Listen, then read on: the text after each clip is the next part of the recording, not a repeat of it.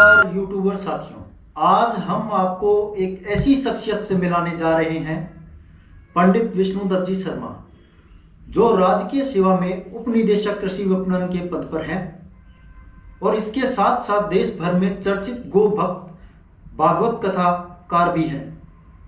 इनके द्वारा भारतीय गोवंश पर अनुसंधान कर प्रायोगिक रूप से लगभग 300 उत्पाद बनाने की विधि विकसित की है और दावा करते हैं कि भारतीय गाय और गोवंश समस्या नहीं समाधान है तथा इनकी एक इकाई से हजारों रुपए रोजाना कमाए जा सकते हैं। आइए इनसे जानते हैं कि गाय बनाई करोड़पति कैसे संभव है। राम राम पंडित जी। राम राम। बताइए हमारे दर्शकों को कि गाय कैसे बनाई करोड़पति और कैसे ये संभव है। आपने बहुत अच्छा प्रश्न किया है। वास्तविकता है, लगभग 25 वर्ष में मैंने 250 भागवत कथाएं दी है सरकारी सेवा के साथ साथ, और उसके साथ साथ मैंने देखा है कि जो गाय है हमारी, वो भगवान की भी भगवान है। ऋषियों द्वारा जो गाय पर अनुसंधान किया गया या अन्यत्र भी किसी भी विषय पर अनुसंधान किया तो एक ही शब्द काम में लिया है कि हम गवेषणा कर रहे हैं, अर्थात गाय के पीछे चलना ही हमारे पूर्वजों की अनुसंधान की प्रक्रिया रही है। और यही कारण है कि हमारे हर घर में गाय थी, हमारे देवताओं के यहाँ भी गाय थी, यहाँ तक कि भगवान ने गौ रक्षा के लिए अवतार तक लिया। स्वयं भगवान मनुष्य बने तो उसका कारण यही था कि विप्रधेनु सुर संतहित लीन मनुज अवतार। जो नारायण है उसने अवतार लिया केवल इसलिए, रावण तो स्वतः ही नाश को प्राप्त हो जाता, मृत्यु के अधीन है ना सभी लोग, पर भगवान ने इसलिए अवतार लिया कि जगत जननी गौ माता की सेवा कर सके, रक्षा कर सके। यह बात प्रत्येक अवतार में सिद्ध हुई है। आप मान के चलिए, मनुष्य भी जन्म भले उसका माँ के गर्भ से हो, लेकिन जिसने भी गौ सेवा की है, जिसने भी गौ संवर्धन किया है, वो पूजनीय हुआ है, चाहे तेजाजी महाराज हो, चाहे गोगा जी महाराज हो। मनुष्य जन्म से देवत्व प्राप्त करने की इकाई गाय है, और इसीलिए ये अनुसंधान, ये गवेषणा हमने प्रारंभ की। जो परिचय में आप कह रहे थे, अब मान के चलें हमारा गोवंश समस्या नहीं समाधान है, बहुत बड़ा समाधान है। अनादिकाल से हमारी खेती का आधार रहा है, अनादिकाल से हमारे औषध का आधार रहा है, अनादिकाल से हमारे भोजन का आधार रहा है, अनादिकाल से हमारे यज्ञों का आधार रहा है। और यही कारण है कि प्राणी मात्र का भोजन, प्राणी मात्र की औषधि, धरती का भोजन भी, आकाश का भोजन भी, अग्नि का भोजन भी, वायु का भोजन भी हमारा गोवंश ही उपलब्ध कराता है। यज्ञ के लिए घृत, यज्ञ के लिए कंडे, ये कौन देता है? गोवंश देता है। घरों के अंदर भी आप मान के चलिए, खेती तभी तक उत्तम है जब तक गोवंश की शरणागति हो। निरंतर कथाओं के माध्यम से desirable change in human behaviour करने के साथ साथ हमने लोगों को स्किल दी है, हमने लोगों को नॉलेज दी है कि वो कैसे गाय से, कैसे गोवंश से भरपूर कमाई कर सकते हैं। गोधन सबसे बड़ा धन कैसे बन सकता है, इसका अनुसंधान हमने करके लोगों को बताया कि सुनो, ये जो गाय हमें गव्य देती है ना, ये औषध का भंडार है, इससे आप बहुत बड़ा मुनाफा कमा सकते हो। और इसीलिए गाय की सेवा में चलो, क्योंकि गव्यम पवित्रम च रसायनम च। जो गाय के गव्य है वो पवित्र है, वो रसायन है। गव्यम पवित्रम च रसायनम जी, इसीलिए गौ माता के गीत गाते थे और कहते थे गव्यम पवित्रम च रसायनम च, गव्यम पवित्रम च रसायनम च, पथ्यम चरद्यम बलबुद्धिदं स्यात् आयु प्रदम रक्त विकार हारी त्रिदोष हृदरोग विषापहं स्यात्। सबसे बड़ी औषधि है गाय के गब्बे, गोबर, गोमूत्र, दूध, दही, मक्खन, घी, छाछ, गाय का सानिध्य, गाय का स्पर्श। अरे भाई ये सबसे बड़ी औषधि है, सबसे पवित्र है। गव्यम पवित्रम च रसायनम च, सबसे बड़ी औषधि है, सबसे बड़ा पथ्य है। बीमार से बीमार आदमी भी गाय का दूध या पंचगव्य पी सकता है और उसके साथ हृदय को बल देता है, हृदय रोग से बचाता है और बुद्धि देता है। बच्चों में बुद्धि का साधन है, आयु देता है। सबके सब कम आयु में, कोई 50 में, कोई 55 में जा रहा है। जो गव्य पिएगा 120 वर्ष की आयु पाएगा।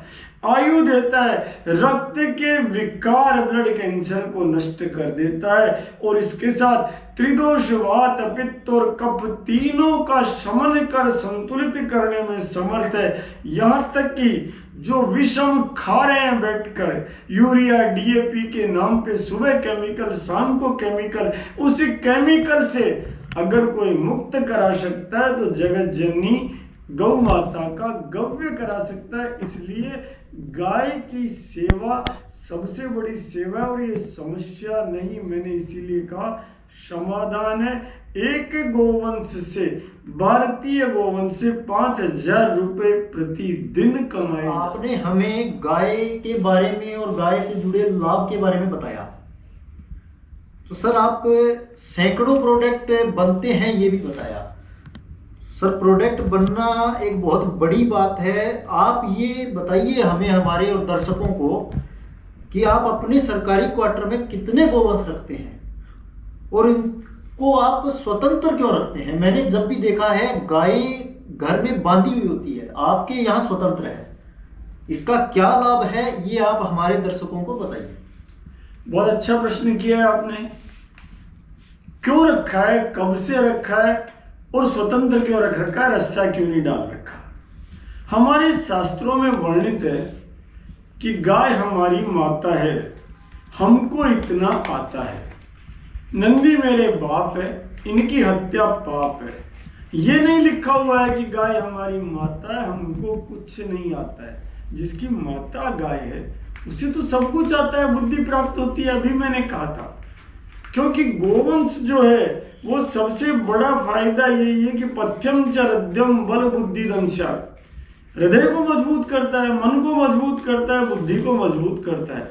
मैं लगभग 20 वर्ष से निरंतर जहां जहां भी मेरा स्थानांतरण हुआ, मेरा गोवंश मेरे साथ चलता है। जिसमें नंदी भगवान भी है, जिसमें बैल भगवान भी है, जिसमें बछड़ा भगवान भी है, जिसमें बछड़ी भगवान भी है और उसमें जगत जननी गौ माता भी है। और वो इसलिए रखा जाता है, उन्हें रस्सा भी इसीलिए नहीं डाला जाता। सर आप मान के चलिए, ये बहुत बड़ा ज्ञान है, विज्ञान है कि जिस घर के चारों तरफ जगत जननी गौ माता और गोवंश का भ्रमण होता है, वहां वास्तु के दोष स्वतः समाप्त हो जाते हैं। जहां गाय और गोवंश स्वतंत्र विचरण करते हैं वहां यम के दूतों का प्रवेश नहीं हो पाता। मौत भी आपको छूकर निकल सकती है पर मार नहीं सकती, असमय अकाल मृत्यु नहीं आएगी यदि गौ माता है। दूसरा, गौ माता के जो बछड़ा है, जो बछड़ी भगवान है, जब वो दूध पीते हैं उसका, तो मान के चलिए सर जाग आते हैं उनके मुंह से। साथ में गौ माता जो जुगाली करती है, प्रसन्न होकर जाग आते हैं। ये जाग जहां जहां गिरते जाते हैं वहां वहां पापों के समूह नष्ट हो जाते हैं। और गाय का मुख्य उत्पाद पता है क्या है? गाय का मुख्य उत्पाद गोबर है। इसीलिए कहा गया गोमय वस्ते लक्ष्मी। आप देखिए ना ये सामने इतने मजबूत दीपक आप कल्पना नहीं कर सकते, 3 मंजिल से डालो तो भी नहीं टूटेंगे। इतने मजबूत रक्षा कवच, बताऊंगा ये कैसे बनते हैं। आप कल्पना कीजिए गोबर कितना महंगा हो जाएगा जब ये बनने लगेंगे। गोबर के गणपति, गोबर का श्रीयंत्र आप देखिए। आप किस प्रकार आप बना करके, इसलिए आपको दूध दही जाना चाहिए, लेकिन जरूरी नहीं है कि जाना चाहिए। गोबर और गोमूत्र से ही मैं आपको 50 प्रकार के इडेबल फॉर्म में शरबत ड्रिंक्स बना के बताऊंगा। सॉफ्ट ड्रिंक ये नहीं जो आप पी रहे हो, इनके लिए तो पार्लियामेंट में 2003 में संसदीय समिति बनी थी कि इनमें कितना जहर है, पूरा डिटेल बताऊंगा कितना जहर पाया गया था, कैसे क्लोरोपाइरिफास पाया गया, कैसे डीडीटी पाया गया, कैसे फॉर्मेल्डिहाइड पाया गया इन सॉफ्ट ड्रिंकों में। 15 जहर जो शरीर का नाश करने वाले, इसकी जगह जगत जननी गौ माता की छाछ, जगत जननी गौ माता का दही, उसका सामीप्य, उसकी विचरण, उसकी रंभाना, ये सब की सब औषधियां हैं। इसलिए ये जो गोवंश लगातार, चूंकि मैं भागवत कथा भी करता हूं, मुझे पता है गाय की महत्ता क्या है। भगवान कृष्ण गाय के पीछे पूंछ पकड़कर चलते थे साहब। जिसके पीछे भगवान चलता हो, अगर उसके दर्शन आपको नित्य हो जाए, इससे पवित्र क्या होगा। इसलिए ये गोवंश मेरे पास निरंतर है। ये बहुत बड़ा धन है, क्योंकि शास्त्रों में उल्लेखित मिलता है, तुष्टास्तु गावे शमयंती पापम, दत्तास्तु गावे त्रिदिवम नयंती, संरक्षिताश्चोपनयंती वित्तम, गोभीर्न तुल्यम धनमस्ति किंचित। गाय के मुकाबले कोई धन नहीं है, इसलिए आपको खुले रूप में दिखती है, आनंद के साथ विचरण करती हुई दिखती है। आप आश्चर्य करेंगे सर, एक बार कोई सर्प अंदर था मेरे क्वार्टर में, मेरे गोवंश को पता लग गया। मैं जब गेट खोलने लगा तो मेरे पीछे दौड़ के आए, और मेरे नंदी भगवान, जिनका नाम गोपाल है, एक आवाज में अंदर बेडरूम में भोजन करने आते हैं। विशाल का ये होलिस्टिन के गोदे भाग जाते हैं देख के इनको, ठेठ भीतर तक आए और मेरे को दबाकर खड़े हो गए। सामने से एकदम मुझे सर्प दिखा तो मुझे लगा ये तो प्राणों की रक्षा कर रहे हैं मेरी। और अब कल्पना कीजिए 15 मिनट तक मेरे को नहीं छोड़ा, जैसे कोई दादा अपने बच्चे की, पोते की रक्षा करता हो। सब लोग इकट्ठे हो गए, मैंने हाथ जोड़ जोड़ गया भगवान, वो गया अब सर्प। बंद दरवाजे से जिनको सर्प का पता लग जाए, अब कल्पना करो इनमें कितनी बुद्धि है।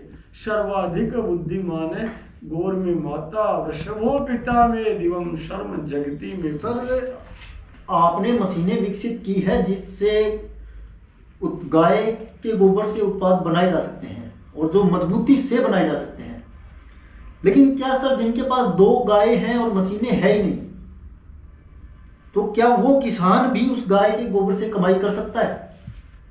आपका प्रश्न बहुत उचित है और वर्तमान के लिए बहुत उपयोगी है। कारण क्या है, हमने एमएनआईटी के बच्चों को साथ लिया। मैंने आपसे एक बात कही थी कि एजुकेशन कंप्लीट कब होती है, शिक्षा कंप्लीट तब होती है जब change in knowledge, change in attitude and change in skill, तीनों कंपोनेंट साथ चले। और इसलिए हमने एटीट्यूड कथाओं के माध्यम से चेंज किया दृष्टिकोण। जो हमारी सोसाइटी हाईली डिसएग्री हो गई थी कि गाय उपयोगी है या गोवंश उपयोगी है, उसका एटीट्यूड चेंज करने का काम कथाओं के माध्यम से कर रहे हैं, गोरंदी विवाह के माध्यम से कर रहे हैं, पुस्तक लेखन के माध्यम से कर रहे हैं, ग्रुप डिस्कशंस के माध्यम से कर रहे हैं, और फेस टू फेस कम्युनिकेट करके इंडिविजुअल कॉन्टेक्ट से कर रहे हैं। अब उसके बाद अलग अलग लोग हैं, अलग अलग संसाधन हैं, उनमें मशीनों से जो बनते हैं, आप देखो बहुत हाई क्लोरोफिक वैल्यू के, बहुत मजबूत, इतने बढ़िया दीपक बन जाते हैं। एक दिन में एक छोटी सी मशीन आपको 5000 दीपक बना देती है। इसी प्रकार ये देखो आप कितना मजबूत कंडा बनता है, लेकिन जिसके पास ये साधन नहीं है वो क्या करे, वो हाथ से गणपति बना सकता है मात्र 20 रुपए में। छोटा सा एक प्लास्टिक का खिलौना लेके उसमें पीछे थापा निकाला, मसाज कर दिया। ये रेनवाल गौशाला अभी कर रही है, मैंने बहुत जगह प्रशिक्षण दिया है। बहुत सुंदर गणपति हाथ से बनते हैं, बहुत सुंदर सुंदर लक्ष्मी माता, बहुत सुंदर हनुमान जी, ये सब हाथ से बनते हैं। आप इधर देखिए, आपको दिखेगा मेरे बजरंग बली जो है, ये गाय के गोबर से हाथ से बनाए हुए हैं। ये भगवती लक्ष्मी माता जो आप देखेंगे इधर, ये लक्ष्मी माता गाय के गोबर से without use of any machine, कोई मशीन का उपयोग नहीं है, हाथ से थाप करके बनाई हुई है। कल्पना कीजिए कितनी मजबूत है, 100 साल तक कुछ नहीं बिगड़ेगा। और यदि हाथ से बनाना है तो ये रनवाल गौशाला में देखिए प्रशिक्षण लेकर वो लोग जो बना रहे हैं, ये गणपति देखिए आप, मात्र एक छोटा सा सांचा लेना है, एक छोटी सी डाई लेनी है, आपके गणेश जी बनना चालू हो गए। जरा देखिए 100-200 रुपए की डाई में कितने सुंदर गणपति बन रहे हैं। अब कल्पना कीजिए छोटा सा विनायक, ये द्वार के गणपति कितने सुंदर है, इन पे हल्दी लग जाए, इन पे सिंदूर चढ़ जाए। अब कल्पना कीजिए ये जो दूसरे गजानंद हम बिठा रहे हैं ये छूट जाएंगे, कितनी कमाई होगी गोबर की, आप सोच नहीं सकते। हाथ से आप ईंट बना सकते हैं, हाथ से आप दीपक बना सकते हैं। जिस किसान के पास 2 गाय है वो भी ये कर सकता है। और यदि उसके पास एक छोटा सा वो ड्रायर जो हमने डेवलप करवाया है वैसी डिजाइन का बना ले तो गोबर का पानी अलग निकल जाएगा और सूखा हुआ गोबर मिल जाएगा। गोबर का पानी आपके दवा में काम आएगा, आकाश में नहीं उड़ेगा, और उस गोबर से वो मूर्तियां बनाएगा। ढेरों काम बिना किसी एक्स्ट्रा मशीनरी के इन्वॉल्वमेंट के व्यक्ति कर सकता है। गोमूत्र से अर्क बना सकता है घर पे अपने, गोमूत्र से शरबत बना सकता है, दूध का अर्क बना सकता है। सर इतने उत्पाद है कि ये गाय बनाए करोड़पति, गौशाला बनाए अरबपति। एक गाय है तो भी व्यक्ति निहाल हो जाएगा, और 1000 गाय की गौशाला है तो भी निहाल हो जाएगा। बस उसका उपयोग पता नहीं। आप जब भी बात होती है तो गाय और गोवंश का जिक्र करते हैं। आप गाय को सिर्फ भारतीय गाय ही बोलते हैं, अन्य गाय को आप गाय क्यों नहीं मानते, क्या कारण है? या फिर आप उन्हें भारतीय गाय से अलग क्यों देखते हैं, जबकि उनका पालन पोषण रहन जो भी है हमारे देश भारत में ही तो हो रहा है? आपका प्रश्न वाजिब है, और ये वाजिब इसलिए कह रहा हूं कि जब हम अज्ञान में होते हैं तो हमें ऐसा ही लगता है कि वो भी गाय है, लेकिन वो गाय है ही नहीं। आप नोमेनक्लेचर का डिफरेंस देखिए, धीरे धीरे हमने काऊ को गाय मान लिया। अब नोमेनक्लेचर को देखिए, हम कितने भोले लोग हैं, हमको कह दिया बटर ऑयल देसी घी, हमने मान लिया जो डिब्बे में बंद है। हमको मिल्क कह दिया दूध के बराबर है, जबकि गाय का दूध नहीं है वो। हमारी छाछ, हमारी तक्र अलग है, वो जो दे रहे हैं वो अलग है। हमारा नवनीत अलग है, घी बनाने की प्रक्रिया अलग है, बिलोने की उनकी अलग है। ये सारी चीजें हम खूब डिस्कस करेंगे, मैं आपको बताऊंगा। लेकिन जो आपने कहा कि विदेशी गाय, क्षमा करें, विदेशी गाय नहीं है। कारण इतना बड़ा अंतर है, प्रजातिगत भेद है। जैसे होमो सपाइन और होमो इरेक्टस है। होमो सपाइन और होमो इरेक्टस में क्या भेद है? मानव और बंदर। आप कल्पना कीजिए, क्या बंदर को मानव मान सकते हैं या मानव को बंदर मान सकते हैं? ठीक उसी प्रकार भारत की गाय को विदेशी अच्छी तरह जानते थे कि अलग है, इसलिए उसमें प्रजातिगत रूप से उन्होंने स्पष्ट लिखा ये बोस इंडिकस है, जबकि बाहर की बोस टारस है, जो अलग अलग है। अब देखो, आप देखते ही पता लग जाएगा। हमारी गाय का गोबर बंधा हुआ आता है, वो मल करती है, वो वर नहीं करती। हमारी गाय के गल कंबल है, उसमें गल कंबल नहीं है साहब। एक कैसे है वो? हमारी गाय के थुई है जिसमें सूर्य नाड़ी ब्रह्मांड से हमारे लिए ओज लाती है, उसमें है ही नहीं थुई। शक्ल देखो, बिल्कुल अलग लगता है। ये ठीक ऐसा ही है जैसे पूतना जब गोकुल में गई कृष्ण के यहाँ जन्म के 6ठे दिन छठी का दूध पिलाने के लिए, जो भगवान तो पी गए, मनुष्य पी ले तो प्राण निकल जाए उस छठी के दूध में। वो छठी का दूध लेकर गई, बाहरी रूप से तो बड़ी सुंदर लग रही थी, बड़ी श्रृंगारित थी, लेकिन जैसे ही असलियत पता लगी उसकी राम नाम सत्य है हो गई। यही अंतर इसमें और उसमें है। गाय का अर्थ गौ माता का अर्थ आपको पता है, गौ माता, गंगा माता, धरती माता, भारत माता, जन्मदात्री माता, सासू माता, ये सब भारत के ऋषियों की गवेषणा है। आपने भारतीय गाय और विदेशी गाय में अंतर बताया जी, जो एक बहुत ही ज्ञानवर्धक था जी। तो सर आप हमें ये बता दीजिए कि क्या गाय को और काऊ को, दोनों को गाय मानना इस देश के लिए गलत था? क्या इस देश में काऊ आना ही गलत है। निश्चित रूप से आप मान के चलिए, भारत में होल्स्टीन, जर्सी, डेनमार्क, ये सब ब्रीड कहां से आई? ये ब्रिटिशर्स के जो मिलिट्री फार्म थे, उस समय मिलिट्री फार्म पर बीफ प्रोडक्शन के लिए, मांस उत्पादन के लिए ये लाई गई। और उस समय ही आर्टिफिशियल इंसेमिनेशन हुआ, कृत्रिम गर्भाधान प्रारंभ हुआ। और उसका नुकसान ये हुआ कि धीरे धीरे वो गाय काटते काटते, उस काऊ को काटते काटते हमारे गोवंश पर छुरी चल गई। ब्रिटिशर्स जानते थे कि हमारा गोवंश हमारी खेती का आधार है, दुनिया का 20% व्यापार हम करते थे। भारत सोने का शेर था, इसलिए कि यहाँ की धरती सोना उपजती थी और वहां कुछ नहीं था।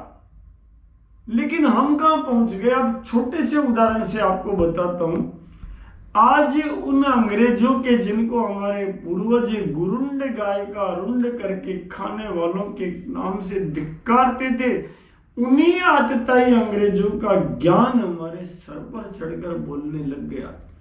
अब देखो ना, छोटे छोटे बच्चे मंत्र जाप क्या कर रहे हैं? गायत्री मंत्र नहीं कर रहे, त्रयंबकम नहीं कर रहे, पर क्या मंत्र पढ़ते हैं? Rain rain go away come again another day. बारिश बारिश वापस जाओ, आज नहीं तुम कल फिर आओ। लंदन के लिए उचित था क्योंकि वहां चांद तारे नहीं दिखते थे, लेकिन भारत के लिए तो सर अनुचित है। नहीं, यहाँ तो बारिश चाहिए हमको, यहाँ तो मानसून में तो चाहिए, बाकी समय भी मावट चाहिए, हमें हर वक्त बारिश चाहिए थी। अब छोटे छोटे निष्कपट बच्चे जब बोलेंगे रेन रेन गो अवे, कितना बड़ा नुकसान है। ऐसे ही आजाद भारत में मैं आपको उदाहरण से बता रहा हूं, अब पार्लियामेंट की डिबेट अगर विस्तृत चर्चा करूंगा तो बहुत बड़ी चीजें सामने आई है। मूड इट इन हिंदी, मैं इसे हिंदी में रखना चाहता हूं। आप कल्पना कीजिए क्यों कह रहे हैं वो। इसका मतलब अंग्रेजी भाषा का बोलबाला था। संस्कृत धीरे धीरे, जिसमें भारत का विपुल ज्ञान भरा हुआ है, वो वध की ओर प्राप्त होती जा रही है। और जिस भाषा में गुरुंड पाश्चात्य माया है, वो सिर चढ़ के बोल रही है। आज विद्या में, आज प्रतियोगी परीक्षाओं तक में अनिवार्य भाषा संस्कृत होनी चाहिए थी, ताकि हम जानते कि पंचगव्य कैसे बनता है, पंचामृत कैसे बनता है, कैसे सैकड़ों औषधियां बनाई जा सकती है। लेकिन उसकी जगह हम कौन सी भाषा अनिवार्य मान रहे, जो ए फॉर एप्पल से शुरू होती है लेकिन समापन जेड फॉर जेब्रा, धारीदार गधा बनाती है, घोड़ा और गधा भी नहीं।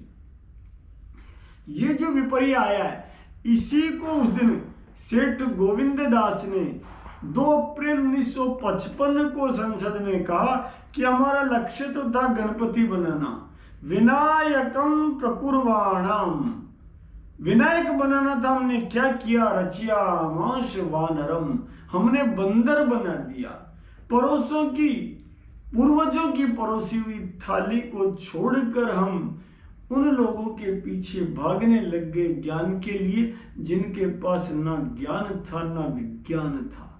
माया की प्रधानता थी। विश्व गुरु में, आजाद भारत में भी यही हुआ कि हमने ग्रीन रिवॉल्यूशन की, व्हाइट रिवॉल्यूशन की, पिंक रिवॉल्यूशन की।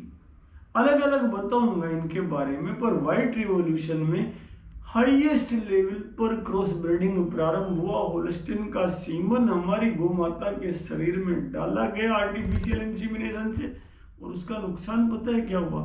आधी गायें तो उसी से मर गई साहब। गर्भ में दुगना मोटा बच्चा हमारी गाय कैसे बर्दाश्त करती? हमारी गाय की ब्रीडिंग डेवलपमेंट पर कम काम हुआ, क्रॉस ब्रीडिंग पर ज्यादा काम हो गया। संतान तो दूसरी प्रजाति से पैदा हो जाती है। जब गधी और घोड़े का समागम कराया जाता है तो खच्चर पैदा हो जाता है, लेकिन क्या गधा घोड़ा बन सकता है? इसी प्रकार अगर हमारा लक्ष्य बीफ प्रोडक्शन होता तो मान के चलिए होल्स्टीन जर्सी थी, लेकिन पता है हमारा किसान कितना प्रबुद्ध है। आज जिस चीज को फॉरेनर्स कह रहे हैं A1 A2 मिल्क अलग अलग है, ये गाय की प्रजाति अलग अलग है। हमारे किसान ने तो 20 साल में छोड़ दिया कि हमें होल्स्टीन का सीमन नहीं चाहिए, हमें जर्सी का नहीं चाहिए। अरे मेरी गौ माता के गर्भ में यदि सीमन भी डलेगा तो आज पूछो किसान से वो क्या कहता है, मुझे गिर का सीमन चाहिए, मुझे थारपारकर का सीमन चाहिए, मुझे साहिवाल का सीमन चाहिए, जो जगत जननी गौ माता है। इसलिए विदेशी जो है सुअर से निकली हुई है साहब, उसकी श्वास में दुर्गंध है। मेरी गाय की श्वास वातावरण को पवित्र करती है, जैसे पीपल पवित्र करता है, ऑक्सीजन देता है, वैसे ही मेरी जगत जननी गौ माता सबको पवित्र करती है। इतना बड़ा अंतर है। और मान के चलिए विश्व गुरु के मनुष्य अधिक समय तक भटकाए नहीं जा सकते। इसलिए भारत में वापस भारतीय गाय और भारतीय गोवंश की परंपरा गूंज रही है। धीरे धीरे वापस किसान कहने लग गया, भारतीय गाय की जय हो, भारतीय नंदी भगवान की जय हो, भारतीय बैल भगवान की जय हो, भारतीय बछड़ा भगवान की जय हो, भारतीय बछड़ी भगवान की। युवाओं की बेरोजगारी दूर हो सकती है क्या गाय से? और आप भारतीय गाय पर कितना बोल सकते हैं? आपका प्रश्न बड़ा सुंदर है।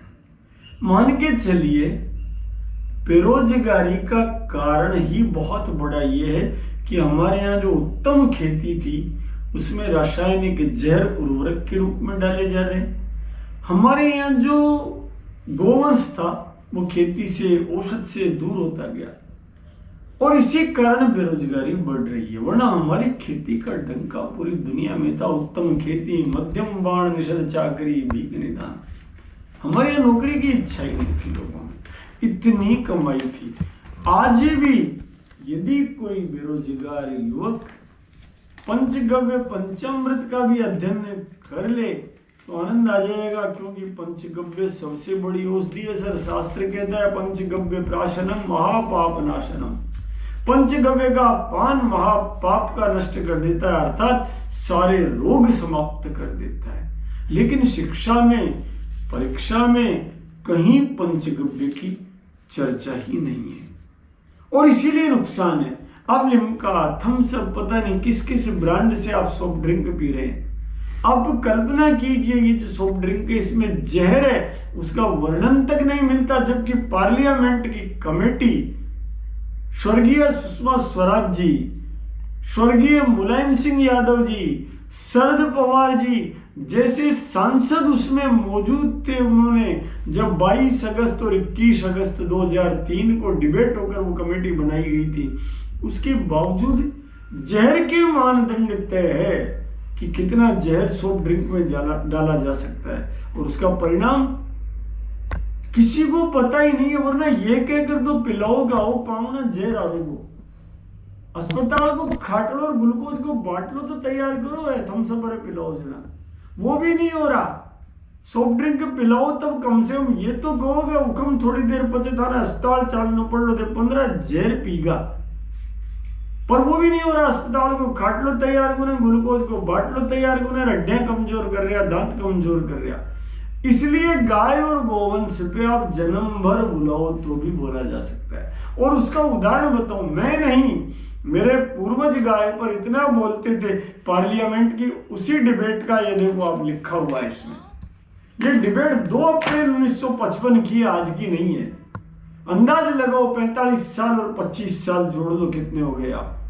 आज के 80 वर्ष पहले मैं नहीं, संसद के सदस्य आदरणीय सेठ गोविंद दास ने क्या कहा, एग्जैक्ट वर्ड बोलता हूं, मैं इस पर इतना बोल चुका हूं, किस पर, जब गौ रक्षा के लिए बोल रहे थे, मैं इस पर इतना बोल चुका हूं कि मेरी इस पर बोलने की इतनी इच्छा है कि जब तक गोवध यहां बंद नहीं हो जाता है तब तक मैं दिन और रात, महीने के 30 दिन और साल के 365 दिन तक इस विषय पर बोलता ही रहूं।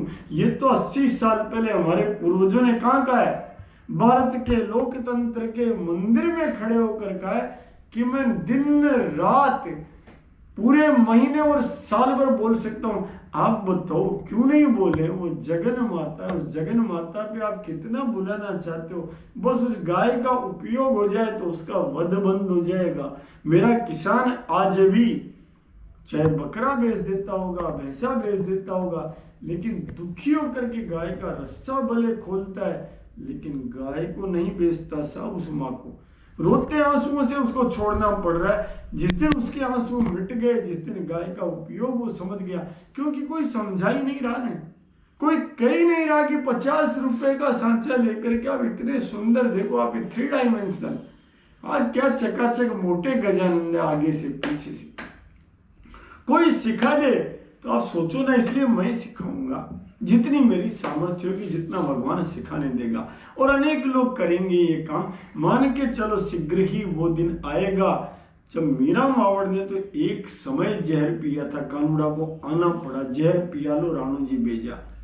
हमारे जीवन में तो सुबह भगवान आता है, दोपहर में भगवान आता है, शाम को भगवान आता है, पता ही नहीं हम कितना डीएपी यूरिया पी रहे हैं। सुबह जहर पिया, फिर ठाकुर जी आते हैं बचाने के लिए कि रोको रे, अभी जरूरत है, ये भारत भूमि पर पैदा हुआ है। कल्पना करो, इसलिए कितना भी बोलना पड़े, विशद अध्ययन, विशद पौराणिक साहित्य, विशद वेद भगवान, विशद वाल्मीकि रामायण, विशद अध्यात्म रामायण, विशद महाभारत है, और उसके साथ श्री रामचरितमानस, उसके बाद आप तुलसीदास जी महाराज को जितना पढ़ोगे पागल हो जाओगे। काशी की तुलना गाय से कर दी उन्होंने।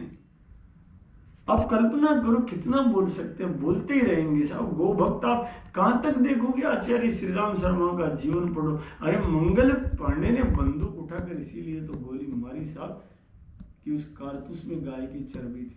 इसलिए हरि अनंत हरि कथा अनंता, गौ अनंत गौ कथा अनंता। अनंत काल तक, जब तक श्वास है तब तक बोलेंगे। मरने के बाद कहीं कौवा भी बन गए तो काग भुसुंडी बनकर गाय की कथा करेंगे। पक्षियों को गाय की कथा गुरु जी के समान। सर, गाय और गोवंश की कड़वी सच्चाई जो वर्तमान दुर्दशा है, उस पर आप आमजन को क्या संदेश देंगे, जो आमजन को कतई स्वीकार है ही नहीं? आपका प्रश्न गंभीर है। पहली ही बार में एक गंभीर प्रश्न पर बोलना समय की प्रतीक्षा मांग रहा है। फिर भी आपको एक संकेत देता हूं। आप श्री राजीव मल्होत्रा की ब्रेकिंग इंडिया पढ़िए, आपको पता लगेगा कि विदेशों में बैठे लोग किस प्रकार 2050 तक भारत राष्ट्र का समापन चाह रहे हैं। भौगोलिक रूप से नहीं, मानवीय रूप से। पूरे शब्दों में नहीं कहूंगा, वक्त के साथ कहूंगा। किस प्रकार वो लोग ज्ञान के सागर संस्कृत का वध चाहते हैं, किस प्रकार वे लोग भारत नहीं, स्थान का वाचक गुण विशेष नर का है, एक सील का नहीं, सील यह भूमंडल भर का है।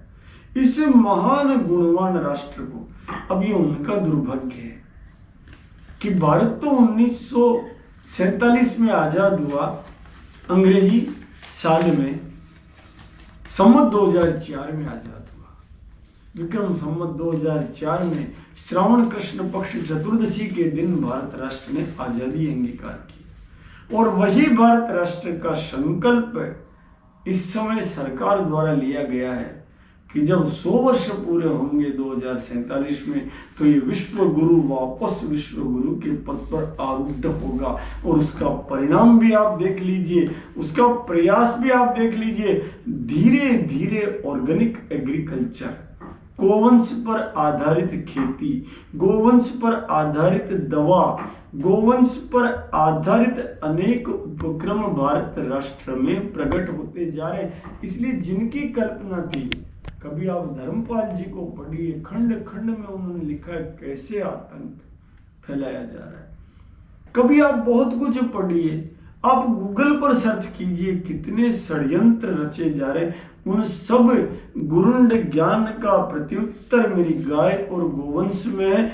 अन्यथा आज मात्र 50-60 साल के इन षड्यंत्रों में और हमारे द्वारा संस्कृत से दूरी बनाने में सबसे बड़ा नुकसान यही हुआ है कि हमारी गाय खेत से निकल गई, घर से निकल गई, यहाँ तक कि गौशाला भी बहुत कुछ नहीं कर पा रही। गाय दिखने को मिल रही है गौशालाओं के माध्यम से, लेकिन जिसका आर्थिक उपयोग था घर में औषध के लिए, घर में भोजन के लिए, खेत में खेती के लिए, वो गाय और गोवंश धीरे धीरे धीरे धीरे घरों से निकलता गया और रासायनिक जहर, केमिकल फर्टिलाइजर के रूप में एस्टेब्लिश होता गया।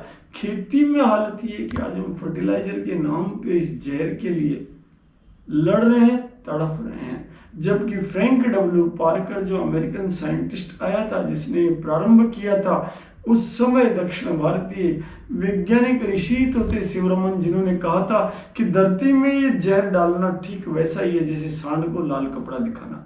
लेकिन हमने उस आतताई को ग्रेट फ्रेंड ऑफ इंडिया की उपाधि दे दी, और यही कारण है कि आज गाय हमारी सड़कों पर बैठी है। गाय की स्वयं की दुर्घटना हो रही है, गोवंश की दुर्घटना हो रही है। मन तड़पता है, ट्रक वाला, बस वाला उसको बचाने के चक्कर में नीचे गिर रहा है, वो मारना नहीं चाहता। मानवीय दुर्घटनाएं हो रही है, मनुष्य की दुर्घटना मोटरसाइकिल से, जीप से हो रही है। एक तरफ गाय परेशान, दूसरा तरफ सनातन परेशान। इसलिए वर्तमान स्थिति अत्यंत विकट है। लेकिन मान के चलिए सर, फिर उगलो चांद आसी पूर्णमासी फिरे, भारत भूको ज्ञान पासी सकल जहान फिरे। अमावस का अंधकार स्थायी नियति नहीं है। शुक्ल पक्ष आएगा, चांद की किरणें बढ़ेगी और पूर्णमासी का चांद चमकेगा। धरती वापस गो आधारित कृषि पर आएगी, न कि जहर आधारित कृषि पर बनी रहेगी। वर्तमान विकट रात का अंधकार है, लेकिन पो फट रही है, उजाला हो रहा है। पिछले 8-10 साल में तो बहुत कुछ ऐसा लगता है सूर्योदय होने जा रहा है। ये सूर्योदय जब चमकेगा मध्य में, तो मान के चलिए भारत में दूध दही की नदियां बहेगी। साहब प्रतीक्षा कीजिए, खाली इतना सा कीजिए, भगवान राम का जयकारा कीजिए, जिन्होंने गाय के लिए अपना लोक छोड़कर धरती पर प्रकट हो गए। गोद्विज धेनु देव हितकारी, कृपा सिंधु मानस तनुधारी। आज इतना ही धारण कर लीजिए। राजा रामचंद्र की जय, सियापति रामचंद्र की जय, अवधपति रामचंद्र की जय, मेरे पति रामचंद्र की जय, तेरे पति रामचंद्र की जय, सबके पति रामचंद्र की जय। आपने अपना कीमती समय हमें दिया और हमें और हमारे व्यूअर्स को बताया गाय और गोवंश के बारे में। तो सर जी, आपने दर्शकों को बहुत कुछ अनमोल ज्ञान दिया है। आपसे बार बार मिलने को मन करेगा और नियमित आता रहूंगा, और हमारे दर्शकों को और हमें इसी प्रकार से आप अनुग्रहित करते रहिए। राम राम राम राम राम राम।